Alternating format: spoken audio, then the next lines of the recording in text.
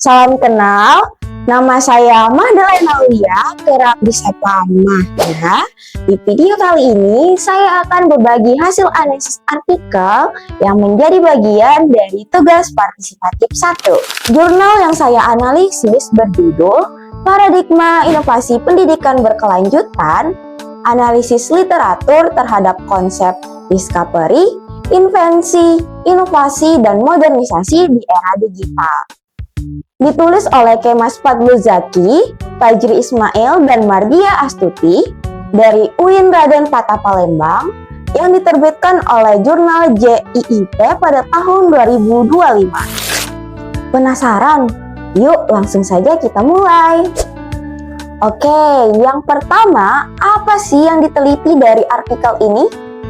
Tujuan utamanya adalah memetakan hubungan 4 konsep kunci dalam inovasi pendidikan, yaitu discovery, invensi, inovasi, serta modernisasi khususnya dalam konteks era digital pada abad 21. Latar belakang masalahnya sendiri cukup relevan dengan kondisi Indonesia saat ini, yaitu kesenjangan digital yang masih lebar antara perkotaan dan perdesaan, rendahnya literasi digital guru, serta minimnya infrastruktur teknologi di daerah terpencil. Penelitian ini menggunakan metode studi pustaka dengan pendekatan kualitatif deskriptif. Sumber datanya berasal dari 20-30 jurnal nasional yang terakreditasi dari basis data seperti Google Scholar, Science and Technology, serta Directory of Open Access yang diterbitkan pada tahun 2015 sampai 2025. Analisis datanya menggunakan konten analisis secara tematik. Jadi, penulis mengidentifikasi dan mengkategorikan tema-tema utama yang muncul dari semua literatur yang dikaji.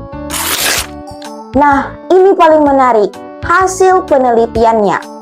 Penulis menemukan model integratif yang menggambarkan 4 konsep ini sebagai rantai transformasi berkelanjutan. Pertama, discovery, yaitu proses awal menemukan pengetahuan baru. Contohnya, penemuan bahwa discovery learning efektif untuk meningkatkan kemampuan berpikir kritis siswa. Kedua, invensi, yaitu penciptaan dari solusi konkret dari penemuan itu. Misalnya, dikembangkannya media pembelajaran berbasis augmented reality dan virtual reality. Ketiga, inovasi adalah penerapan solusi tersebut dalam skala yang lebih luas.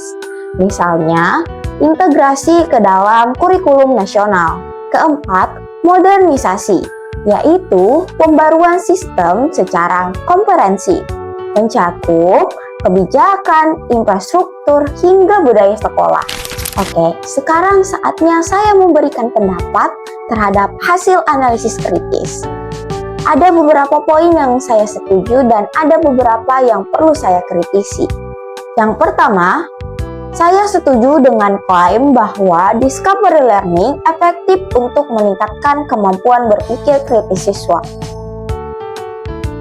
Hal ini didukung oleh penelitian Arifin dan kawan-kawan pada tahun 2025 yang dimuat pada Eurasia Journal. Meta-analisis terhadap 25 studi menunjukkan efek size sebesar 1,27 yang artinya kemungkinan dampaknya besar dan signifikan. Yang kedua, saya juga setuju soal kesenjangan digital menjadi hambatan utama. Ini bukan cuma teori. Kita merasakannya sendiri saat pandemi kemarin kan? Dan penelitian Miras beserta kolega pada tahun 2023 di jurnal Technology and Science Education memperkuat hal ini. Kesenjangan digital bukan cuma soal alat, tetapi juga tentang keterampilan dan konten yang relevan. Di samping itu, ada hal yang perlu saya kritisi. Pertama, model discovery, invensi, inovasi, beserta modernisasi yang digambarkan terlalu linear. Padahal di lapangan proses ini jarang berjalan secara berurutan, bisa paralel atau terbalik. Buktinya, kurikulum Merdeka Belajar di Indonesia lebih dulu hadir daripada teknologi lokalnya yang benar-benar siap. Hal ini bertentangan sebenarnya dengan Fulan yang dikutip dalam jurnal pada bukunya pada tahun 2016. Fulan menegaskan bahwa reformasi pendidikan itu kompleks dan non-linear. Kedua, artikel terlalu optimis terhadap kolaborasi antara pemerintah, industri, dan institusi sebagai solusi utama. Boker dan kawan-kawan pada tahun 2021 justru mendokumentasi banyak kasus di mana program kolaborasi teknologi pendidikan gagal karena tidak ada perubahan struktural yang nyata di tingkat sekolah. Ketiga, dan ini paling mendasar, yaitu sumber datanya hanya berasal dari jurnal nasional. Padahal konsep discovery learning itu berakar dari teori internasional Jerome Bruner. Meta-analisis Prudente dan Antonio pada tahun 2024 menunjukkan bahwa discovery learning sangat dipengaruhi oleh konteks lokal. Hal ini tidak bisa ditangkap kalau kajiannya hanya berdasar pada satu pandang nasional saja. Oke, terakhir kesimpulan analisis dari saya, yaitu jurnal ini relevan dan bermanfaat terutama sebagai kerangka konseptual untuk memahami inovasi pendidikan di Indonesia. Kekuatan terbesarnya ada pada model integratif yang mudah dipahami oleh para praktisi pendidikan. Namun model tersebut perlu diperkaya dengan perspektif non-linear, sumber internasional yang lebih kaya, dan strategi kebijakan yang lebih konkret. Secara keseluruhan, jurnal ini layak menjadi referensi awal.